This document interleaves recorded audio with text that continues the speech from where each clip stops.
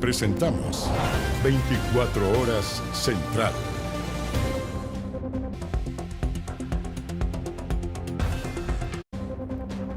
¿Cómo están? Buenas noches, bienvenidos a las noticias.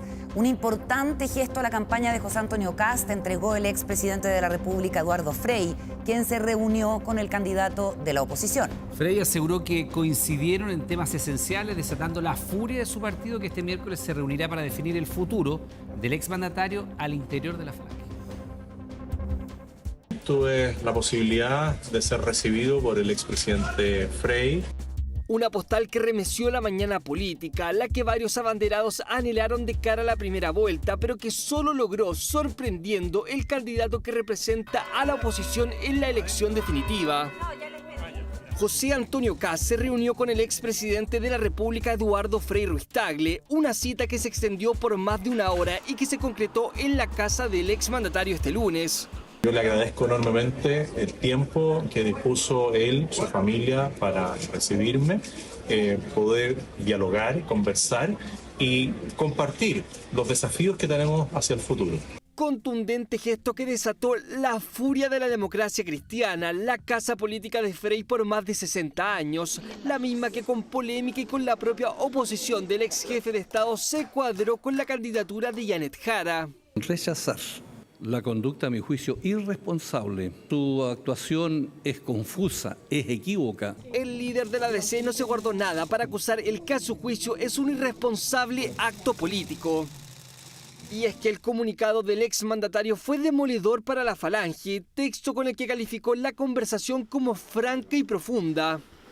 Pude constatar, dijo Frei, que coincidimos en los temas esenciales en este momento para nuestro país, agregando que aunque vienen de posiciones políticas distintas, el momento actual requiere de unidad. Creo que el presidente Frei ha estado arrastrando el poncho hace meses. Esto creo que ha sido una culminación de que al parecer anda buscando pretextos para irse definitivamente con la derecha, y en este caso con la ultraderecha. ¿Es compatible ser demócrata cristiano y apoyar a José Antonio Kast en esta segunda vuelta? No es compatible. La indignación de la DC se constatará este miércoles cuando se reúnan para definir el futuro de Frei en la Falange. El senador Buenchumilla hoy día es presidente de un partido político, pero los responsables de que yo salga electo o no son los chilenos. Yo entiendo que él esté trabajando firmemente por su candidata presidencial, pero eso no implica no poder a futuro buscar puntos en común. El apellido Frei estuvo presente en la primera parte de la campaña. Si el equipo de Evelyn Matei trató de tender puentes hacia su figura, esto se debió a su energético rechazo al apoyo que la DC le dio a la candidatura de una militante comunista. Con profunda consternación veo lo que ha pasado en mi partido, que tomó una decisión que traiciona los principios que lo formaron. La molestia de Frei no tuvo eco en la candidata oficialista, que durante la primera vuelta intentó reunirse con el exmandatario. Yo espero poder conversar en algún minuto con él y capaz que lo logremos convencer. Cada uno puede interpretar lo que quiera, pero lo importante aquí para nosotros como comando y para la candidatura de Janet Jara es el apoyo que tenemos de la democracia cristiana en materia territorial, cómo se están desplegando los equipos. Un nuevo gesto hacia Kast, quien desde su paso al balotaje logró el inmediato apoyo de Matei y Kaiser, cuadrar a Chile Vamos y el explícito respaldo de la familia Piñera Morel. La postal de esta jornada, sin embargo, generó otro efecto por tratarse de un expresidente y un referente de la centroizquierda en nuestro país. Hay que desterrar el derrotismo de nuestras filas, dijo uno de los voceros de Janet Jara, esto de cara a la elección de la segunda vuelta. La candidata aseguró que lo que se viene es un trabajo rudo en momentos en que continúa con su despliegue. Presidenta. Todos los medios presentes tenían la misma pregunta. Presidenta, ¿vas a tener algún gesto con la candidata Jara después de la foto que sacaste con Kast? Silencio de la exmandataria, que en la misma actividad por el Día Internacional de la Eliminación de la Violencia de la Mujer se enteró de la reunión Frei-Kast que indignó al oficialismo. La pregunta es si se sumará una nueva reunión con Janet Jara, más ahora si, según los estudios, el camino a la segunda vuelta es complejo para la candidata oficialista. La agenda de la postulante a la Secretaría General de la ONU es nutrida y esta semana iniciará un viaje a China. La expresidenta está postulando un cargo de alto honor para los chilenos y chilenas. Nunca ha habido un latinoamericano que ha presidido Naciones Unidas y nunca ha habido una mujer. Así que creo que tiene una tarea muy grande, muy importante, que por cierto además le impide meterse en la contingencia chilena, así que yo respeto ese camino. ¿Le gustaría el gesto de Michelle Bachelet? La jefa de campaña optó por el silencio debido a la eventual nueva reunión que algunos integrantes del comando solicitan, encuentro que podría generarse cuando la expresidenta retorne a Chile la próxima semana. Posible cita discutida en momentos que el oficialismo quiere hacer frente a una complicada sensación provocada por los actuales números y por el rápido desembarque de toda la oposición tras la candidatura de José Antonio Kast. Van a apoyar todos a José Antonio Kast, están en su derecho, obviamente. Pero esa instalación yo creo que la tenemos que enfrentar desterrando el derrotismo en nuestras filas. Que lo que venga en las próximas semanas sin duda va a ser trabajo rudo, trabajo difícil, con disciplina, pero no es más ni menos de lo que hemos hecho toda la vida, con mucho esfuerzo. ¿Y ese es un mensaje particular que le hace usted a sus voceros? No, yo se lo digo a la ciudadanía, si yo quiero ser presidente de Chile. Y abrazar a la vecina que quedó sola sin candidato. La alcaldesa de Quilicura aterrizó a sus vecinos en la estrategia para conquistar votos. La idea del comando es plantear propuestas como la llamada Seguras a la Casa y en la Calle, batería de medidas destinadas a las mujeres. Por eso es importante tener debate con propuestas, pero no es que una cosa suponga la otra, uno puede tener una capacidad crítica y también hacer propuestas. Así la candidata continuará con su ofensiva de confrontar a Kast y en paralelo desplegar sus propuestas que se podrán apreciar en la franja presidencial que comenzará a emitirse este 30 de noviembre. Para mí, Ley Fernanda, porque ahora es delito compartir mis fotos íntimas, aunque yo las haya enviado. Para mí, Ley Daniela, porque evita que tenga que contar una y otra vez lo que viví. Para mí, Ley Valentina, porque tengo derecho a una atención sin violencia en mi embarazo y parto. Para mí, Ley Mónica, porque me ofrece atención jurídica y psicosocial gratuita para mi reparación. Este es parte del spot sobre la ley integral contra la violencia hacia las mujeres que el Consejo Nacional de Televisión rechazó, argumentando que estamos en periodo electoral, una medida que fue criticada por el gobierno. Tras la polémica, la campaña será emitida desde hoy martes, Día Internacional contra la Violencia hacia la Mujer. La normativa busca proteger de manera más efectiva a las mujeres víctimas ante cifras alarmantes. En 2024 se registraron 50 femicidios consumados y cada día se denuncian, 58 agresiones sexuales. La nueva ley integral no tiene nombre, pero para mí se llama Ley Claudia, como yo. Para mí, Ley Fernanda. Para mí, Ley Mónica. Porque es una ley en nombre de todas. Una campaña que se esperaba emitir en los días previos al Día Internacional de la Eliminación de la Violencia contra las Mujeres, pero que el Consejo Nacional de Televisión rechazó argumentando que coincidía con el periodo electoral. Nunca habíamos tenido un rechazo a una campaña de este tipo, aún estando en contextos electorales.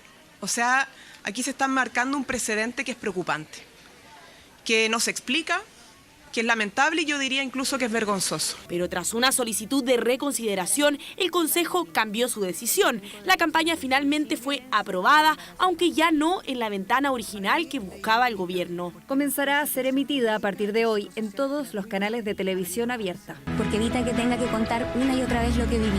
Una campaña que busca visibilizar los principales ejes de la ley integral contra la violencia hacia las mujeres. Ahora tendrán que supervisar la orden de alejamiento de mi expareja. Cada 10 minutos, una mujer o una niña es asesinada por un familiar en el mundo, según cifras de la ONU. En Chile, la violencia intrafamiliar sigue siendo el delito más denunciado. Poner atención y a visibilizar aquellas cosas que para nosotros son de especial preocupación. La violencia digital, el tema de la percepción de las mujeres en la vía pública, de cómo se sienten más inseguras que los hombres.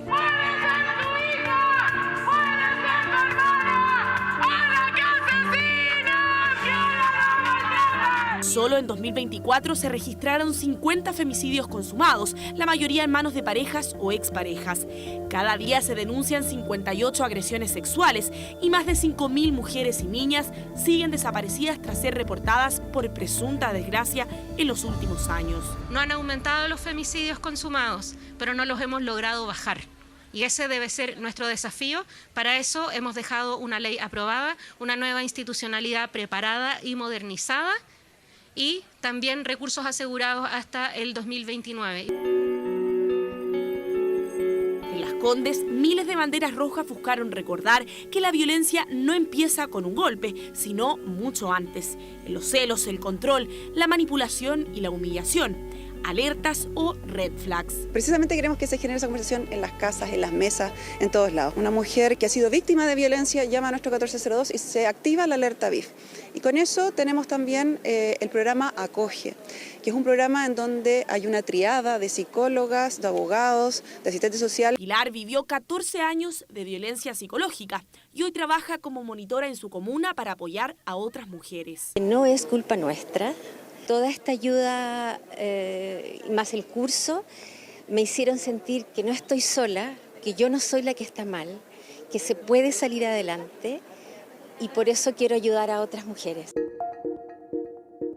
La Ley Integral contra la Violencia hacia las Mujeres, vigente desde 2024, reconoce nuevas formas de violencia y fortalece la protección estatal. Permite dar orientación, permite dar acompañamiento, permite prevenir, permite incluso representar a las mujeres cuando así lo determinan, lo deciden. La violencia digital es hoy la forma de agresión que más crece. Las denuncias por difusión de imágenes sexuales sin consentimiento aumentaron un 444% desde que la conducta fue tipificada. Ese aumento es explosivo porque antes no se podía denunciar. Este delito fue creado a partir de la Ley Integral y antes las víctimas mayores de edad quedaban sin respuesta, no podían denunciar. La violencia no termina cuando deja de ser noticia, empieza y puede detenerse mucho antes. Este 25 de noviembre, el llamado es a reconocer las señales, denunciar y acompañar, porque ninguna mujer debería vivir con miedo y ninguna mujer debería estar sola para dejar de vivirlo.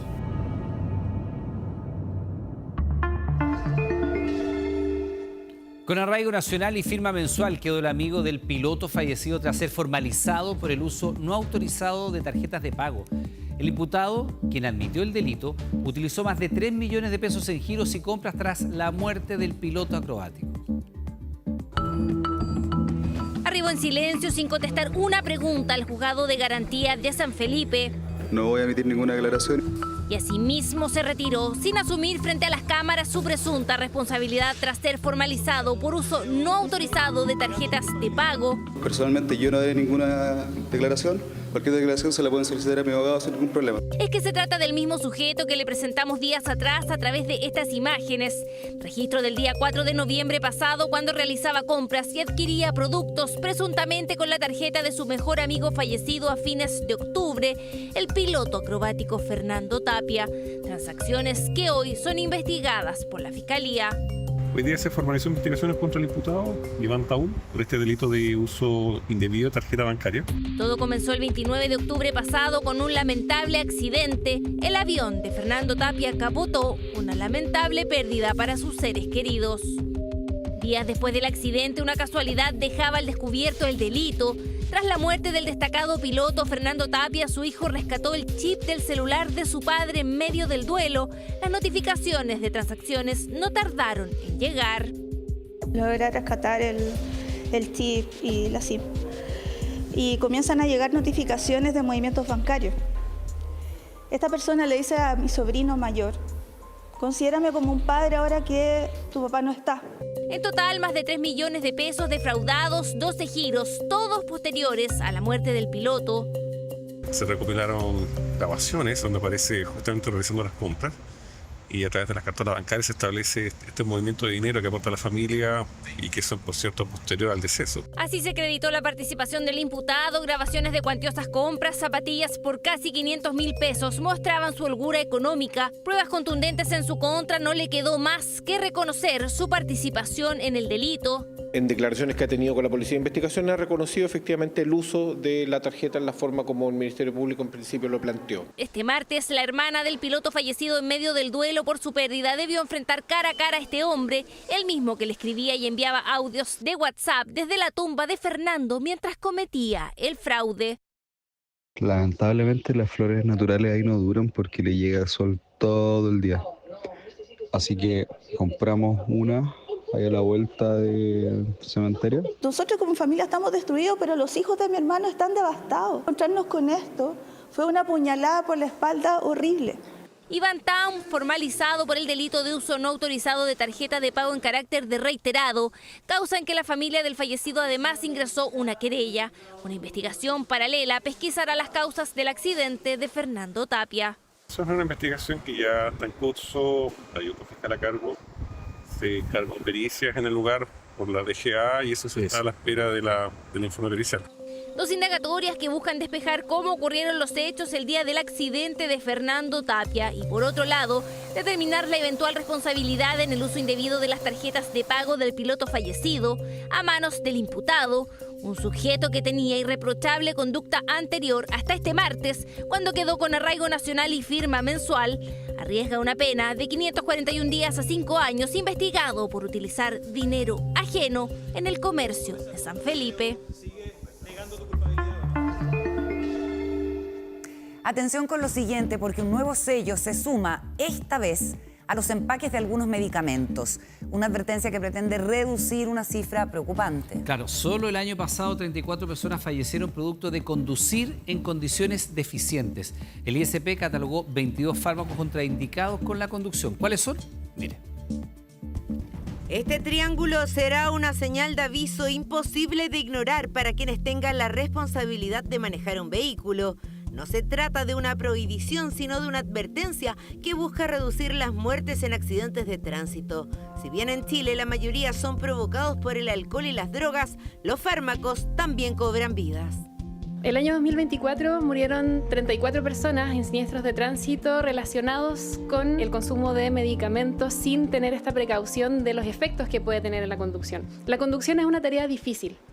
Necesita que las personas estén 100% atentas a lo que están realizando. Y está probado que hay medicamentos que alteran nuestra capacidad de reacción, pueden interferir en nuestras habilidades, producir mareos, visión borrosa y somnolencia.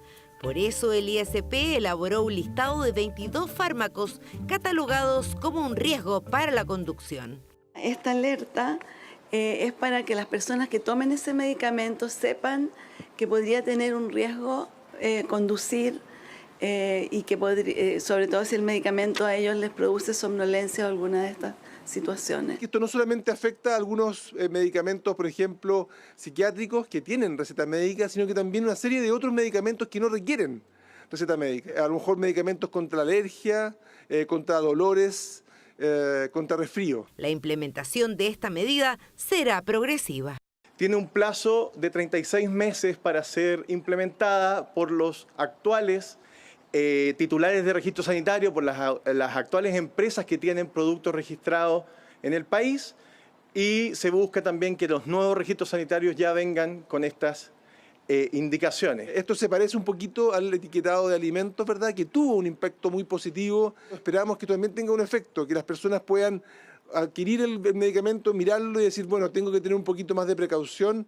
La idea es evitar manejar cuando se haya tomado un medicamento que aparece en el listado, entregar el auto a otra persona o dejar pasar un tiempo hasta que pase el efecto. Importante también que los médicos, cada vez que recetan un fármaco de este tipo, adviertan los efectos secundarios y posibles riesgos, porque muchas veces los pacientes no saben, como por ejemplo, algunos remedios para el resfrío contienen clorfenamina. Yo que soy conductora sobre todo de moto, me ha pasado de que tomo medicamentos para la alergia principalmente y de repente cuando ando manejando estoy un poco somnolienta y de repente uno pierde como no el control de la moto, sino que en el momento en que estás, ¿qué pasó? Excelente, porque uno toma y no sabe después cómo va a estar en el día. Lo único que quiere uno es que no tener la alergia, pero si voy caminando de repente empiezo con sueño, ese es un malestar y puede causar algún accidente. Una medida excelente para que se haya una advertencia, para así reducir todo lo que son los accidentes vehiculares. El llamado también es leer siempre los folletos con las advertencias, porque muchas veces un fármaco que puede parecer inofensivo puede derivar en consecuencias para nuestra salud. Sorpresa y también polémica ha generado la aprobación de un proyecto de ley que busca eliminar las multas por transitar sin tag en las autopistas concesionadas. Una iniciativa con la que el gobierno se declara disconforme. Veamos.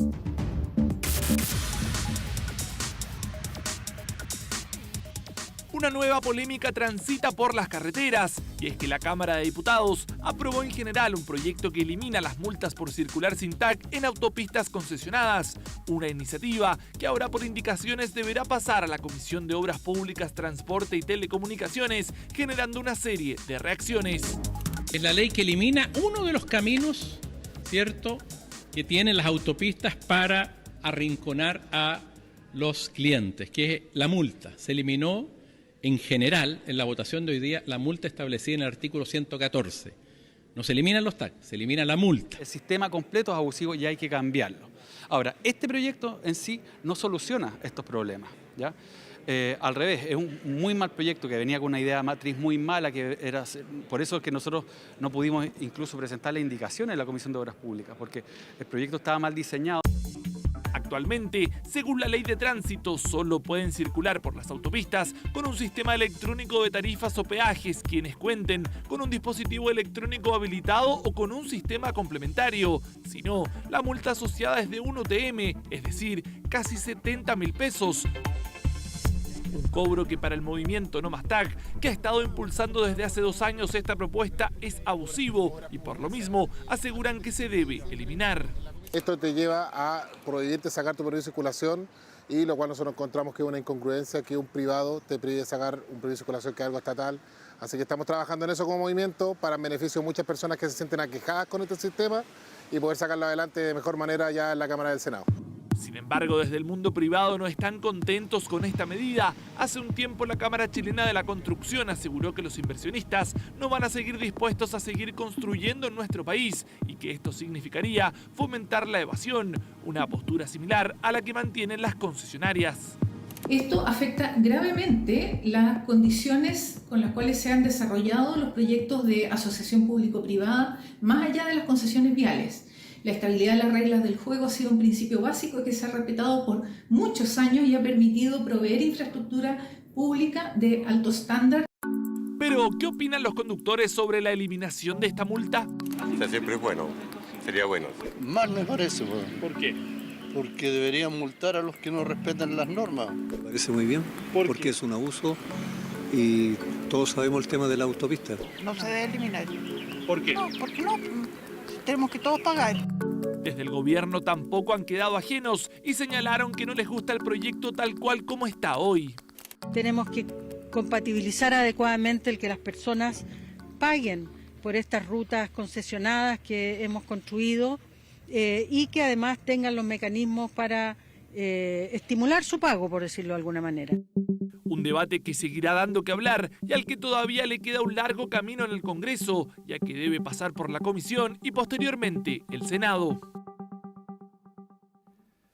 Luego de casi 9 horas de debate, el Senado rechazó la acusación constitucional contra el exministro de Energía, Diego Pardo. Giselle Vergara tiene los detalles de esta votación. Giselle, buenas noches.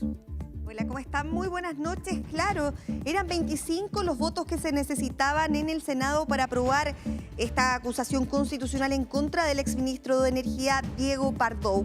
2 capítulos que se votaban por separados, no estuvieron los votos de la oposición no estuvieron completamente alineados para poder revisar este libelo acusatorio. De esta forma sortea el exministro esta prueba en el Senado. Senadores como jueces que revisaron lo que ya se había despachado de la Cámara de Diputados durante la semana pasada, y con esto se termina la preocupación que se había planteado de parte de su defensa, que al aprobarse esta acusación constitucional pudiera tener que dejar de ejercer cargos públicos por 5 años. Es parte de lo que ocurrió durante esta larga jornada en el Congreso Nacional, en la sala del Senado específicamente, con este quórum de 25 senadores que necesitaban al menos para poder aprobar este libelo acusatorio. Revisemos declaraciones del exministro de Energía, Diego Pardo, una vez terminado este trámite en el Senado, y también del senador Iván Moreira, que fue bien crítico de la votación de su sector en esta acusación constitucional. Han habido numerosas críticas a la conducción del proceso de estabilización. Esas críticas yo me las llevo con la mayor humildad posible. Yo ya no soy parte del gobierno, pero entiendo que también en el gobierno las han acogido de esa manera, con la mayor humildad posible, y entendiendo que lo importante es remediar esos errores. Y yo ahora sí, como ciudadano, he visto permanentemente al ministro García en aquella labor. Aquí no hay votaciones de partido y de conglomerado, porque nosotros creemos y tenemos la convicción de que aquí hubo una infracción a la Constitución del exministro Pardo, y creo que debiera haberse aprobado, pero por apoyos políticos de nuestro propio sector no fue así. Sí, y quien también se refirió durante esta jornada en su gira por Puerto William fue el presidente Gabriel Boric, que tuvo palabras también para el resultado de la acusación constitucional revisada durante esta jornada en el Senado. Quisiera valorar y agradecer al Senado de la República el rechazo de la acusación constitucional en contra del exministro Diego Pardo, puesto que más allá de las legítimas opiniones que puedan existir, y tal como lo arguyó la defensa y diferentes juristas, si es que se aprobaba esta acusación, se sentaba un precedente que es complejo para nuestra democracia. Sí, durante la tarde aquí en el Congreso Nacional, otra vez culminada la votación de la acusación constitucional, específicamente la Cámara de Diputados despachó a su tercer trámite del proyecto de presupuesto 2026. Queda mañana la comisión mixta, donde se van a revisar diversos temas relevantes. Completa la partida de seguridad, completa la partida de Congreso y lo que tiene que ver con algunos temas de cultura que ya habían sido rechazados durante la jornada de ayer en el Senado, que tienen que ver con sitios de memoria y el rechazo a la entrega de recursos a la Fundación Salvador Allende. Sí, Gisela, va a recordar que el ministro se quiebra cuando él dice, bueno, sí, va a poder seguir haciendo clases en la Universidad de Chile, él es profesor de la Escuela de Derecho, y además recuerda la historia de su padre, un exonerado político durante la dictadura. Ese fue probablemente el momento en el cual se le vio más quebrado al ministro. Giselle, muchas gracias, buenas noches. Buenas noches. Bueno, hace 2 meses la Corte Suprema ordenó el bloqueo de los sitios de apuestas online. Sin embargo, hoy operan con normalidad. ¿Qué pasó? Las plataformas únicamente cambiaron los URL de sus sitios web, una decisión que fue duramente criticada por la Subsecretaría de Telecomunicaciones y la Polla chilena. Era un fallo que muchos habían calificado de histórico, una sentencia del máximo tribunal del país que a fines de septiembre ordenaba a Claro, BTR, Movistar, Entel y WOM bloquear 12 sitios web de apuestas deportivas por ser ilegales en Chile. Pero, ¿qué fue lo que finalmente pasó? El fallo ya está cumplido, obligaba a un grupo de empresas a bloquear un grupo específico de páginas y de URLs. Y eso es lo que se ha hecho. Quien habla es el presidente de las empresas de telecomunicaciones, quien confirma lo que era un secreto a voces en la industria. Revisamos y gran parte de los sitios web clausurados siguen operando con normalidad. Sin embargo, hicieron cambios en sus URL. Por ejemplo, Coolbet ahora se llama Coolbet Chile. BetWarrior es play.betwarrior.net. Y Betano, su sitio es lat.betano.com. Las empresas, en este caso proveedoras de Internet, cumplieron el fallo. Dieron de baja lo que se estaba ordenando. Lamentablemente no podemos ir más allá de lo que la normativa nos impone, o en este caso lo que esta resolución judicial nos dice.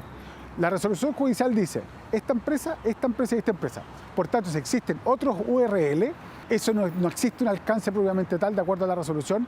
Y claro, consultadas por 24 horas, las propias plataformas confirmaron que siguen operando con normalidad, pues se trata, aseguran, de un fallo muy acotado que solo afecta a 12 direcciones URL Algo parecido nos planteaba su vocero hace solo unos meses. Creemos que es un fallo equivocado, que carece de los sustentos necesarios para hacer la afirmación que hace. Y Chile tiene, por cierto, que regular esta industria porque es una industria muy relevante a nivel mundial. Y claro, sin una ley, fue el propio subsecretario de Telecomunicaciones quien sinceró que este fallo es fácil de burlar. Basta con que cambien el nombre de un sitio, cambiando una letra, agregándole un número, y con eso ya deja de ser efectivo el bloqueo de ese sitio en las listas negras de las empresas de telecomunicaciones. Poner estos bloqueos en la carretera por la cual pasa la información es una ayuda, ¿ya? Pero también entendemos que no es la solución definitiva acá. Pero aquí nadie se escandaliza y todos normalizan el que estas plataformas sigan operando en nuestro país sin control y sin cumplir un fallo de la justicia. No cumplieron el fallo. Ni ellos, ni las telco, y tampoco está velando porque se cumpla la autoridad llamada a hacer cumplir también por parte de los regulados este fallo.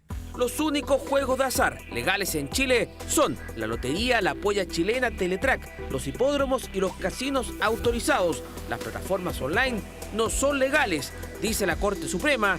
Sin embargo, pese a este fallo del máximo tribunal del país, siguen operando con total normalidad. Y hoy comenzó el juicio oral contra el exalcalde de Algarrobo, José Luis Yáñez. Junto a su expareja están siendo acusados de malversar cerca de 1.600 millones de pesos desde la municipalidad. Puso su mano brevemente durante el brazo de quien fuera el alcalde de Algarrobo. Con este tímido gesto, Belén Carrasco le entregó su apoyo a José Luis Yáñez al inicio del juicio oral contra ellos. Ambos están imputados por un desfalco municipal que superaría los 1.600 millones de pesos. El Ministerio Público formalizó a aquellas personas que facilitaron sus cuentas, que ocuparon un rol más bien instrumental. Pero tomamos la decisión también estratégica de traer a juicio a aquellos que entendemos son los artífices de este plan delictivo. Un caso que salió a la luz pública en 2023 y en el que la PDI tuvo que extremar diligencias para dar con el exedil, quien se encontraba inubicable. El jefe de servicio es el alcalde. Hay acreditada en la carpeta de investigación algunos hechos relevantes que nos han llevado a mirar su posible responsabilidad. Tuvo este contacto con él, le señaló en un primer momento que él se iba a entregar a la justicia. Así es, pero lamentablemente, como le digo, tomamos conocimiento hoy día en la mañana de que eso no fue así. Según el Ministerio Público, el exalcalde se coordinó con su entonces pareja y tesorera municipal, Belén Carrasco. Esta última habría adulterado nóminas de pago con personas que no tenían ningún vínculo comercial o laboral con la municipalidad. Carrasco fue detenida y formalizada junto al exalcalde. Se le decretó prisión preventiva cuando tenía 7 meses de embarazo, medida cautelar que fue revocada con el correr de las semanas. No tenía idea que estuviera involucrado en una cosa como la que está involucrado. Ahora el alcalde es prácticamente la pareja de mi hija. Eso yo no lo puedo desmentir porque ella vivía con él. La chiquilla lamentablemente está enamorada. Está enamorada hasta las patas y esa cabra está en blanco. Y él la metió en este cuento. Si ¿quién más? Si no es imposible que ella esté sola detrás de todo esto. La Fiscalía apunta a la compra de terrenos en el extranjero por parte de José Luis Yáñez y un viaje a Europa junto a la coimputada. En el inicio del juicio oral, la defensa cuestionó aspectos técnicos de la acusación. Señalan que no habría malversación de fondos ni lavado de activos por el tipo de contrato que tenía Carrasco en el municipio. Aquí se ha hablado de que la señora Belén Carrasco era la tesorera.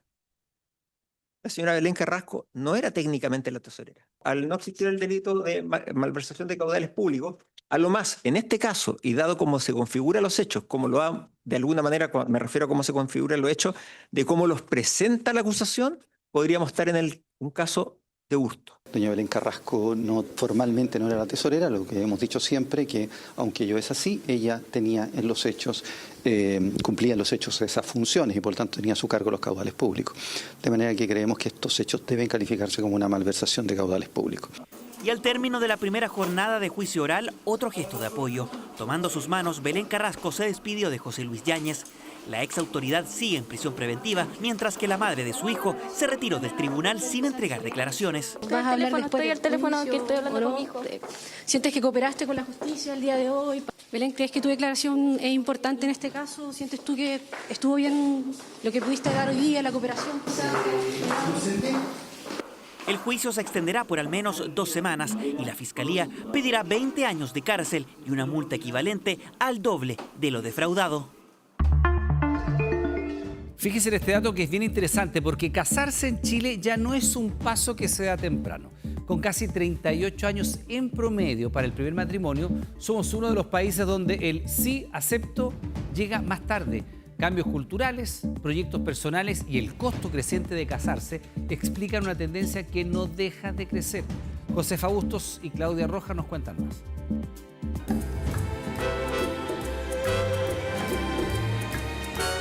Costaba muchísimo, porque los padres eran muy estrictos. No nos daban más permiso para que nosotras asistiéramos a la fiesta. Hubo un tiempo en que casarse no era una decisión, estaba en el guión de la vida adulta. Terminar los estudios, encontrar un trabajo y antes de los 25 pasar por el registro civil.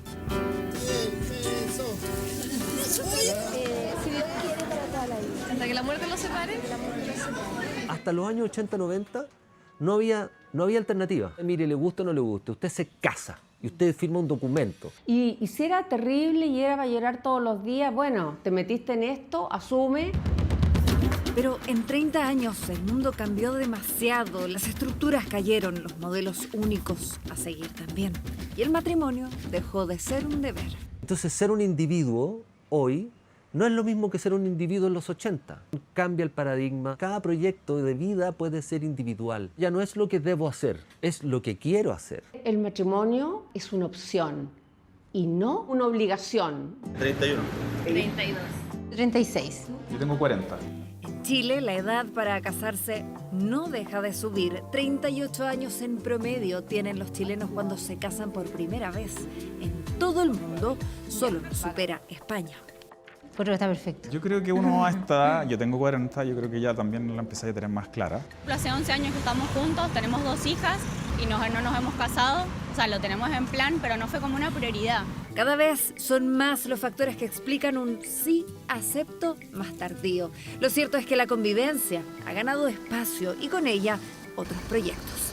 Hay muchas personas que quieren hacer su proyecto más tarde. ¿Más tarde para qué? No sé, para esta sociedad, para lo que se casaban antes. Y se han dado un tiempo como para ir disfrutando la vida de otra manera. Tuvimos una nena muy jóvenes, elegida, planificada y todo. Y hoy en día, por ejemplo, estamos construyendo nuestra casa, estamos paseando ahora un rato. Es como más el día a día, lo que uno elige, y no tanto así como algo tan necesario como para confirmar ese amor que uno siente. ¿Por qué voy a firmar un papel si tengo mi proyecto puesto en otras dimensiones? Tuvimos varias aventuras, nos fuimos a vivir a Irlanda. Nos fuimos a aprender inglés. Estudiar, trabajar, emprender, tener éxito o no. Equivocarse, volver a empezar y el matrimonio se postergó. Que fue primero vivir juntos, empezar a viajar, después nos fuimos a vivir a otro país y bueno, ya sabíamos que queríamos estar por siempre juntos, si no era esa la duda. De hecho, sabíamos que no íbamos a casar, pero no estaba dentro de las prioridades en ese momento. La verdad es que no lo teníamos muy claro al principio y ahora lo hacemos porque, bueno, ya llevamos 14 años juntos y ahora estamos más estables. Me refiero al tema de la pega, en el hogar. En el hogar, claro. Si vamos a dar el sí, ojalá para siempre, que sea cuando estemos bien. Eso nos dijeron varios. ¿En qué sentido estar bien? ¿Ustedes como pareja, económicamente, laboralmente, a qué se refieren con estar bien? En conjunto, creo yo. Tanto personalmente, porque obviamente mientras uno mejor se sienta, más le puede dar al otro. Y a nuestras hijas, entonces como estar bien económicamente, estar como más estables, por decirlo así. La economía, la estabilidad del hogar, más que nada. Tener su casa, su espacio, claro. Su pega. Sí. El trabajo. ¿En qué trabajan? Yo soy profesor de educación física. Yo soy fonoaudióloga. Una lección que retrata a una generación mucho más consciente de lo que se suele decir, que no se apresura, que camina, observa, convive, espera. No porque yo tenga 11 jugadores en una cancha, tengo un equipo. Para construir ese equipo hay que dar ciertas bases estructurantes. Algunos escogen que sea el matrimonio, otros escogen que sean hijos, otros que tengan un proyecto de desarrollar algo juntos en la vida. Ese es un proceso que ha tomado 30 años de cambio, de dónde se posiciona el valor y el sentido de este estar juntos y de ese proyecto vital. Para nosotros el matrimonio igual es como sellar el compromiso de que somos una familia. Igual ya lo sabíamos, pero ahora con esto es como una celebración. Nunca lo proyectamos. ¿Nunca lo proyectaron? No estaba dentro de los planes. No era un tema. ¿Y por qué lo decidieron al final? Sentíamos que ya era momento. Ya no se sentía tan bien quizás llamarnos Pololes. Motivos hay muchos y uno que definitivamente ninguno de nuestros entrevistados obvió fue este. ¿Por qué no se casan? Bueno, es caro. No habríamos casado hace mucho, pero la verdad es que casarse es conlleva un costo muy alto. Invitados, ¿qué la fiesta? ¿Qué claro. Estamos ahorrando. Como es una opción, no deja de ser importante, pero tú verás los cuándo, los dónde, los cómo. Y sobre todo, ¿a qué edad o en qué etapa de tu vida? Ya estamos completos y nos vamos a casar pronto. Los declaro casados.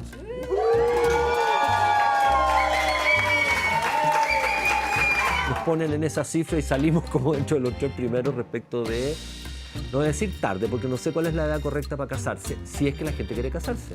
Y ese es otro punto. Tampoco es el único proyecto de vida que la gente tiene, pero que sí tenían hasta los años 80 o principios de los 90. No hay edad. Cuando es y hay que disfrutarlo. Ahorren durante harto tiempo. En Chile, el amor ya no corre apurado y el matrimonio menos. Llega después de estudios, trabajos inestables, mudanzas, rupturas, recomienzos. Muy tarde, quizás para algunos. Para ellos, justo a tiempo.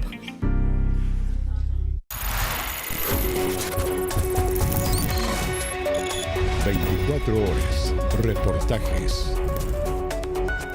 Después del colegio, miles de niños y niñas chilenos se quedan solos mientras sus padres deben trabajar. Una realidad silenciosa y llena de riesgos. Claro, hasta hace poco había solamente after school en sectores más pudientes del país, pero ahora hay gratuitos en comunas más vulnerables. Dan seguridad, compañía, contención y aprendizaje. Paz Montenegro con este 24 horas reportaje que remece y contenta al mismo tiempo. Son pasadas las 3 de la tarde en La Pintana. Tras el término de la jornada escolar, más de 40 niñas y niños entre 4 y 10 años llegan a esta sede de la Fundación Acompañando Pasos. ¿Cómo estás tú, Renata? Estoy calmada. ¿Cómo estás, Gaspar? ¿Feliz? ¿Feliz? Sí. ¿Qué emoción pusiste, Maite? Estoy muy con amor con las tías. No es una guardería, tampoco un programa de reforzamiento escolar. Buenas tardes, los niños, ¿cómo están? Este After School gratuito busca aportar a su desarrollo integral mientras sus padres o cuidadores trabajan. En base a 3 pilares. Primero, las habilidades socioemocionales. Segundo, las habilidades lectoras. Y 3, el sentido de comunidad. Inti Montes está aquí. Ari Fuente está aquí. Sí, estoy aquí. Todos estamos aquí. Sí, estamos aquí. Y si no estuvieras acá en el After School, ¿quién te cuidaría en la casa? Estaría sola porque yo tengo llaves de mi casa y bueno, mis papás tienen cámara adentro, entonces llego a la casa, cierro, hago las tareas que me faltan o que tengo, me cambio y me quedo esperando a mi mamá o a mi papá, a los que lleguen primero. La de Rocío es una realidad común en nuestro país. Según la última encuesta de vulnerabilidad escolar, el 18% de las niñas y niños de entre 5 y 10 años se quedan solos en sus casas en las tardes. El problema es cuando no es una alternativa, sino es una obligación de que no tengo nadie más con quien quedarme. Jugar afuera sin la supervisión de un adulto o aún con ella, para muchos no es una opción. Hoy día casi la mitad de los niños viven en barrios con violencia crítica. Hay balaceras o que siempre o casi siempre hay peleas entre los vecinos. Y el riesgo puertas adentro aumenta con celulares y pantallas. El sedentarismo, ¿cierto? La obesidad, problemas de salud mental y otros elementos que ponen en riesgo hoy día la integridad de los niños y su desarrollo. ¿Estar aquí es mejor que estar en la casa en la tarde? Sí, porque allá estás aburrido, no tienes con qué jugar. Aquí hay muchos niños que son buenos y podemos hacer amigos. Aquí podemos jugar y ser libres. ¿En qué trabajan tus papás? Mi papá trabaja cerca del after, es en cartones y mi mamá en sobres. ¿Se sienten seguros de que tú estés acá? Sí, porque aquí los cuidan, los respetan, así. Y igual nosotros los sentimos felices porque las tías los protegen.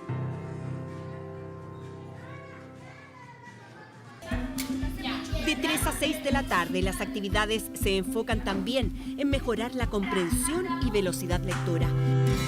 Lo hacen jugando de forma individual y también en grupo a través del método Glyphing. Es una aplicación que nosotros podemos aprender nuevas cosas. ¿A leer, por ejemplo? Sí. ¿Tú sabías leer? No, ahí estoy aprendiendo a leer un poco. En un Chile donde apenas 1 de cada 2 niños de 10 años alcanza las competencias mínimas en lenguaje, los resultados de este programa son alentadores. Se hizo un diagnóstico inicial donde un 15% de los niños y niñas lograba la comprensión lectora. 15% es un número muy bajito y a través del programa, en la evaluación final, logramos un aumento a un 37% en comprensión lectora. Aquí las emociones también son protagonistas. Aprenden a identificarlas, a regularlas. Así, mejoran su bienestar y autoestima. Ahí están las emociones. Esta es alegría, esta es tristeza, esta es calma, esta es miedo, esta es furia y esta es amor. ¿Cuál es la emoción que más te gusta?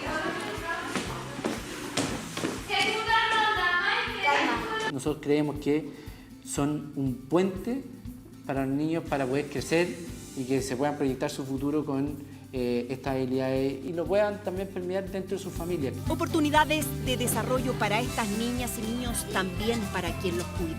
1 de cada 5 niños viven en familias monoparentales nucleares, donde una sola persona tiene que hacerse cargo de mantener económicamente, pero además de los cuidados, de la gestión cotidiana y todo lo que eso implica. En su mayoría son mujeres que luchan a diario por intentar compatibilizar crianza y trabajo.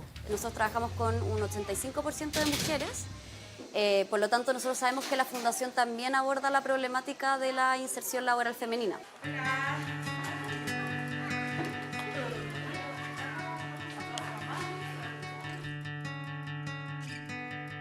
Esto es todo lo que hay que esterilizar hoy para mañana. Sí, nos queda eso y ya a esterilizar. Yo soy mamá soltera, tengo 3 niñas, ya 2 grandes. Soy cuidadora de mi padre también. Iliana trabaja de lunes a sábado en este salón de belleza en La Pintana. También atiende a domicilio. Es complejo el tema. Las mamás que somos cuidadoras, por lo general siempre estamos solas. Por lo general siempre falta el apoyo paterno, por ejemplo.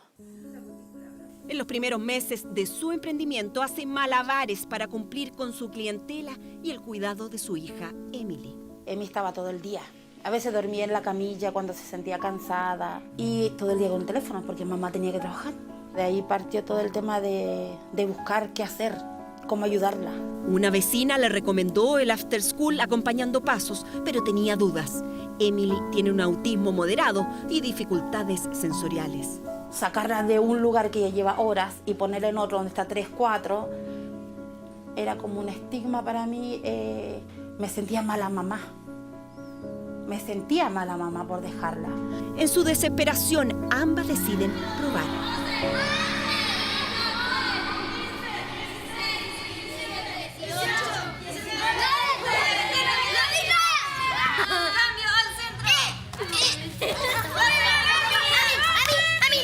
Yo vi en Emi un cambio social, o sea, darme cuenta que Emi abrazaba a una tía al llegar. Como mamá era, o sea, no solo me abrazó a mí.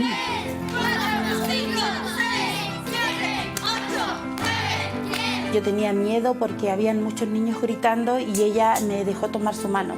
Entonces tú vas viendo otra cosa, o sea, no dejé a mi hija en un lugar donde la iban a cuidar. La dejé en un lugar donde ella iba a estar bien. Son 3 horas que yo estoy full trabajo y no es que me olvide de mi hija, pero estoy tranquila.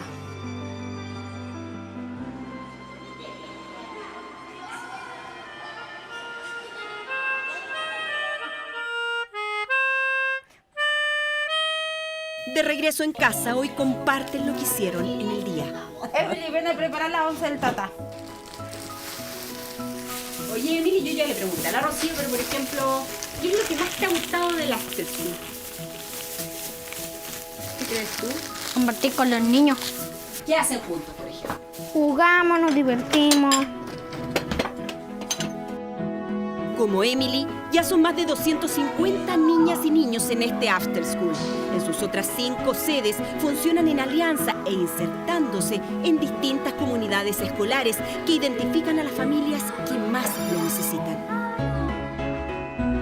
En la comuna de Los Espejos, Acompañando Pasos funciona en 2 establecimientos educacionales. Aquí, en el colegio particular subvencionado San Lucas, cada tarde 60 niñas y niños aprenden de sus emociones, refuerzan su capacidad lectora, potencian el sentido de comunidad a través del juego. Todo mientras sus padres trabajan. Pero hoy son ellos quienes se hacen presente en el after school en uno de los llamados encuentros de cuidadores.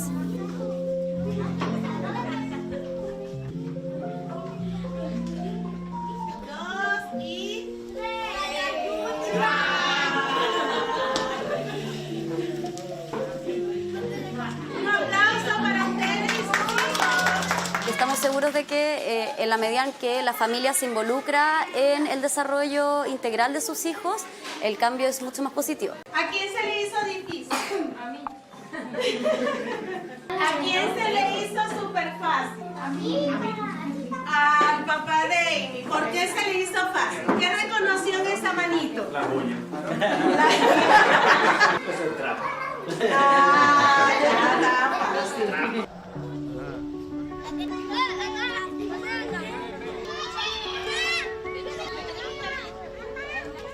Estefanía pide permiso en el trabajo. Para ella, momentos como estos son impagables.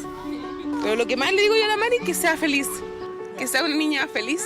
O sea, no ha empezado la actividad y ya está llorando. Sí, sí, un poquito, pero sí. Trabaja como vendedora y como para muchos de estos cuidadores, este after school marca un antes y un después en sus rutinas diarias. Muy difícil, digamos que a veces ella me acompañaba, porque no podía tener que me la cuidar y ahí me terminaba de acompañar en el horario laboral hasta las 8 de la noche.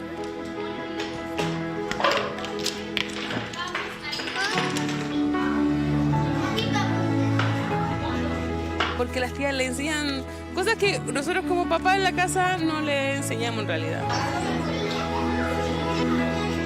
Mamás, papás, hermanos se conectan, comparten gustos, sueños, risas. Ella me respondió que a ella le gusta cómo hago el arroz.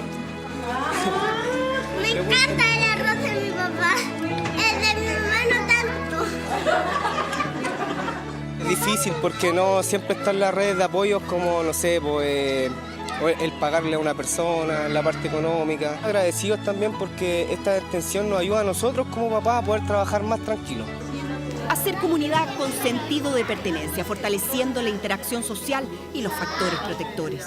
Entonces, tener dispositivos que te ayuden, ¿cierto? Que hagan que tu maternidad, tu paternidad sea más llevadera, obviamente también es un mecanismo de prevención del maltrato, de la violencia, de la negligencia. Soy jefa de hogar, entonces igual el llegar al after ha sido lo mejor para ambos, como familia en realidad, porque si uno está mal todo. Trabajar o no trabajar no es una alternativa para un montón de familias, no es una elección y por lo tanto también el tema del cuidado lo deberíamos resolver como sociedad. Según los expertos, se necesita urgente aumentar la cobertura de este tipo de programas con una política pública robusta y con recursos asociados. Actualmente trabajamos con un porcentaje de financiamiento a través de fondos concursables y además tenemos financiamiento por parte de privados que en general son empresas que tienen sus puentes de operación en las comunas donde nosotros trabajamos. En la sede de La Pintana se acaban de abrir 30 nuevos cupos y el objetivo de la Fundación Acompañando Pasos es ir por más. Pasar de las 7 sedes, duplicarlo a 14, de pasar de 252 niños y niñas que tenemos activos dentro del programa a 1000.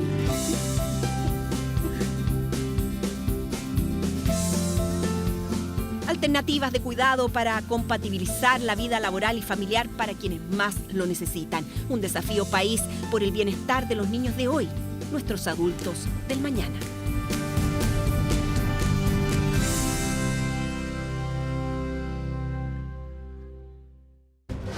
Ya volvemos con 24 Horas Central. 24 Horas Central.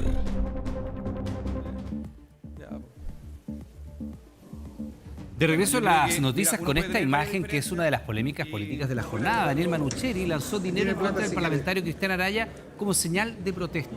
Esto tras difundirse que el diputado republicano y el senador de Demócratas Matías Walker habría recibido dinero del conservador de bienes raíces Sergio Llaver, investigado en el llamado caso Muñeca Bielorrusa. Bueno, yo creo que, mira, uno puede tener varias diferencias.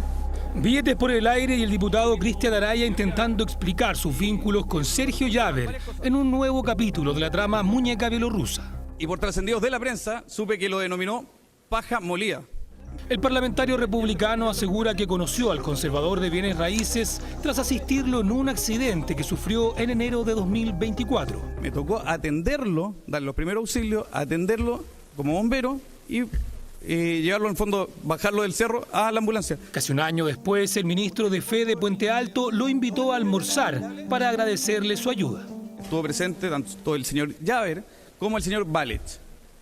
Hablamos de política, de las elecciones, un poco de contingencia y en algún momento, obviamente, de mi campaña. Explicaciones que llegan de las escuchas telefónicas del OS7, donde Llaver menciona haber entregado 1.700.000 pesos al diputado Araya. Él lo niega por completo. No he recibido ni de parte del señor Llaver ni de parte del señor Balet ni un peso, para que lo tengan absolutamente claro. En esta trama se investiga también la presunta entrega de antecedentes que afectarían al diputado socialista Daniel Manucheri, quien encabezaba la acusación contra el ministro Antonio Ulloa. En respuesta, los diputados Manucheri y Chiccardini ingresaron una denuncia al Ministerio Público para investigar posibles delitos de cohecho, tráfico de influencias y soborno. No pueden haber parlamentarios que estén recibiendo pagos por parte de redes delincuenciales. Trama en la que también se vio salpicado el senador Matías Walker. El conservador de bienes raíces Sergio Llaver lo habría ayudado económicamente, además de apoyarlo para que su hijo realizara una pasantía en el extranjero. Me ayudó con apoyo emocional y también con apoyo económico para enfrentar las consecuencias de lo que significa los costos de haber enfrentado una enfermedad catastrófica de un hijo mío. Por eso el trato que él le dispensaba como ahijado. El senador de Demócratas reconoció la amistad y la recepción de 1.600.000 pesos. Afirma que ese aporte no influyó en ninguna decisión parlamentaria. Quiero descartar categóricamente que esta relación de amistad haya tenido cualquier tipo de influencia en una decisión mía.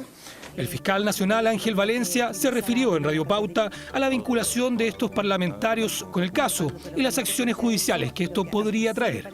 No diría que se están investigando a ellos porque alguien podría entender que entonces que tienen la calidad de imputados y, en mi opinión, digamos que los antecedentes que se han hecho públicos ameritan una investigación, ameritan ser investigados. En horas de esta tarde, Valencia designó a la fiscal de Los Lagos, Carmen Bitber, para liderar la investigación por transferencia de fondos entre el conservador Sergio Llaver y ambos parlamentarios. No tengo ningún problema en ir a la Fiscalía desde hoy a entregar cualquier antecedente que se requiera. Tengo la conciencia demasiado tranquila de no haber cometido ninguna ilegalidad, de no haber hecho nada irregular. El caso de la muñeca bielorrusa vuelve a tensar la política. Diputados y senadores mencionados en escuchas.